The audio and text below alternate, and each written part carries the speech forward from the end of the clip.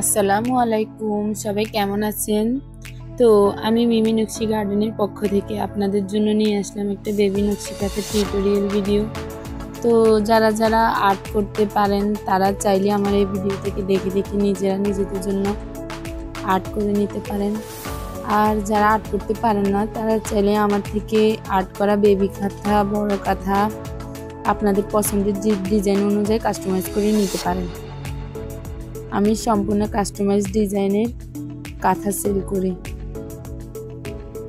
আলহামদুলিল্লাহ, আমার কাঁথার ডিজাইন এবং কাপড়ের কোয়ালিটি নিয়ে আজ পর্যন্ত কোনো কাস্টমার বলতে পারেনি যে আমি কাপড় ভালো দিইনি বা সুন্দর করে আর্ট করে দিইনি। যারা যারা আমার থেকে পার্সেল নিয়েছে, ডিজাইন করা আর্ট কাঁথাগুলো নিয়েছে, তারা আলহামদুলিল্লাহ আমার আবার রিপিট কাস্টমার হয়েছে। তবে অনেক কাপড়েই কমেন্ট করে যে হলুদের সাদা কাপড়টা একটু মোটা হওয়ার কারণে যে কাপড়টা একটু শক্ত থাকে। তো এই কারণে আমি বলবো যে হলুদ আর সাদা কাপড়টাতে মার দেওয়া থাকে, বিধায় এই কাপড়টা একটু শক্ত থাকে। আপু এটা ওয়াশের পরে ঠিক হয়ে যায়। আর ভিতরে কোনো কাপড় ইউজ করার কোনো প্রয়োজন হয় না, কারণ সুতা ইউজ করলে এমনিতে কাঁথাটা অনেক মোটা হয়ে যায়।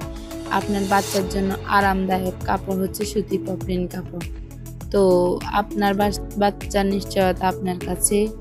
আপনি কেমন জিনিস ইউজ করবেন আপনার বাচ্চার জন্য সেটা সম্পূর্ণ আপনি নির্ধারণ করবেন। তবে আমি আমার এই কাঁথাগুলা খুবই রিজনেবল প্রাইসে রাখার চেষ্টা করেছি, যাতে সবাই আমার থেকে এই কাঁথাগুলা নিতে পারে। এই জন্য তো যারা যারা আমার ভিডিওটা যে যেখান থেকে দেখছেন একটি করে লাইক, ফলো, শেয়ার করে দিবেন। ভালো।